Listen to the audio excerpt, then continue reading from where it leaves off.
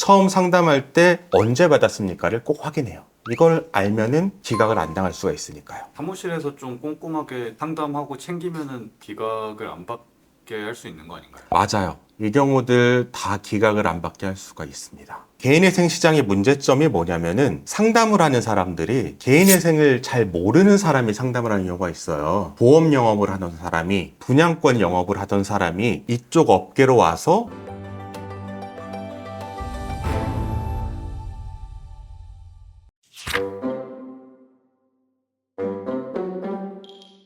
아는 만큼 보장받는다 개인회생 이 원리 시리즈가 생각보다 조회수가 잘 나와요. 도움이 되나 보네요. 네. 저는 별로 안 나올 것 같아요. 왜냐면 사람들은 네. 원리를 잘 좋아하지 않으니까. 네. 오늘은 어떤 오늘은 개인회생의 기각 사유에 대해서 설명을 드리려고 해요. 사람들이 기각이라는 말 자체를 사실 잘 몰라요. 기각, 각하 이런 얘기가 많이 나오는데 기각이라는 거는 법원이 신청을 동의하지 않는다 이렇게 생각하면 돼요. 얼마 전에 제가 글래디에이터 2를 봤어요. 콜로세움에서 황제가 이걸 하거나 이걸 하죠. 이게 인용, 이게 기각이라고 할 수 있는데 개인회생을 기각할 때는 판사의 마음대로 하는 게 아니에요. 법률의 절차가 정확하게 정해져 있습니다. 근데 요즘 우리나라 사람들은 하루에도 한 20번씩 기각이란 말을 많이 들을 것 같은데 뉴스에서. 이제는 알겠네요. 이젠 너무 잘 알겠네요. 네. 맞습니다. 이제 기각을 다 아시겠구나. 이 기각 사유가 법률에 정해져 있는데 법률에 열거가 돼 있다. 우리는 이렇게 표현을 하는데 법률에 정해진 사유 말고서는 기각을 할 수가 없어요. 예를 들어서 이런 거예요. 기각이 안 되는 사유를 말씀드릴게요. 사람들이 생각할 때 저한테 상담을 할 때 변호사님 제가 도박 채무라서 기각될까 봐 걱정됩니다 라고 하는데 도박 채무는 기각 사유에 없습니다. 걱정 안 하셔도 되고요. 이런 분도 있어요.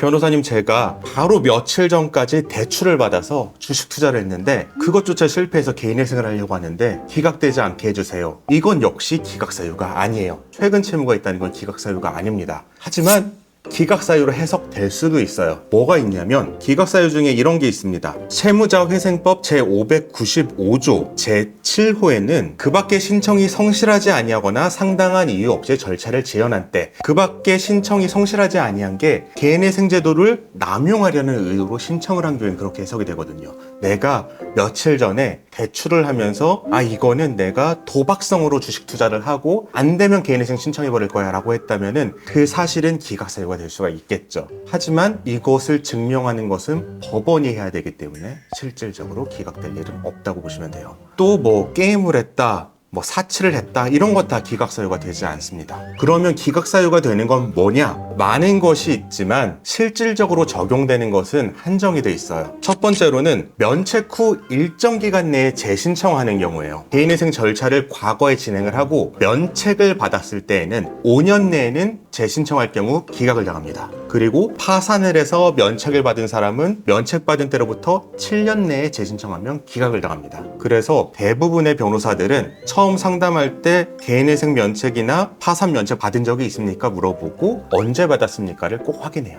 이걸 알면은 기각을 안 당할 수가 있으니까요. 그 다음으로 많이 적용되는 거는 청산가치 보장의 원칙을 지키지 못할 때예요. 지키지 못한다는 거는 지키지 않는다는 게 아니에요. 지키지 못한다는 거는 나의 재산이 1억 원이 있는데 내가 개인회생 최대 기간인 5년 동안 변제를 하더라도 가용소득으로 60개월가 봤을 때 1억 원을 넘지 못하는 경우에는 청산가치 보장이 안 된다는 이유로 기각을 시킵니다. 그 다음 세 번째로 실무에서 제일 많은 경우인데 성실히 보정에 응하지 않은 경우예요. 보정명령을 받으면은 받은 날로부터 법원이 보정명령을 내린 날이 아니라 송달을 받은 날로부터 일정 기간 내에 보정서를 내야 되는데 법원에 아무런 설명 없이 이 보정기간을 어긴 경우에는 법원이 기각을 할 수가 있습니다. 이 세 가지 사유가 실무에서 적용되는 기각 사유의 한 90%라고 할 수가 있어요. 그러면은 말씀하신 세 가지 다 사무실에서 좀 꼼꼼하게 상담하고 챙기면은 기각을 안 받게 할 수 있는 거 아닌가요? 맞아요. 이 경우들 다 기각을 안 받게 할 수가 있습니다. 그럼 개인회생 기각되는 유일한 이유는 실무상 사무실이라고 봐야 되나요? 여러 분야에 영업을 하는 쪽이 문제죠. 안 되는 거를 된다고 해서 이 개인회생 시장의 문제점이 뭐냐면은 상담을 하는 사람들이 개인회생을 잘 모르는 사람이 상담을 하는 경우가 있어요. 보험 영업을 하던 사람이, 분양권 영업을 하던 사람이 이쪽 업계로 와서 단기간에 프로세스만 접하고 영업을 하니까 이 사람들의 실적은 보험 영업이랑 똑같아요. 얼마나 상품을 파느냐에 따라서 인센티브를 받아가니까 안 되는 사건도 일단 된다고 하는 거예요. 그러면은 안 되는 사건이 기각되면은 이 사람한테 따질 수 있지 않느냐? 안 돼요. 왜 안 되느냐? 기각될 때까지는 최소한 시간이 6개월에서 뭐 8개월이 걸립니다. 그런데 그 사이에 이 사람은 그 사무실에 없을 가능성이 높아요. 이 사람은 사무실을 보통은 1년 단위로 옮겨 다닙니다.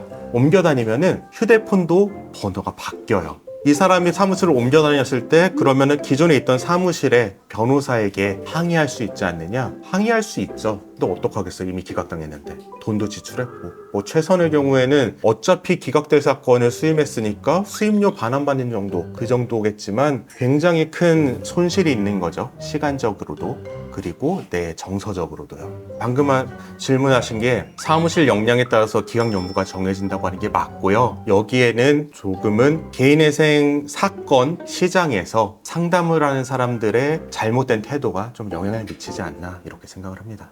영상 끝까지 시청해 주시고 구독과 좋아요, 알림 설정, 댓글 부탁드립니다. 댓글 남겨주신 분께 추첨을 통해서 이 책을 보내드리고 있으니 자세한 참여 방법은 고정 댓글을 참고해 주세요.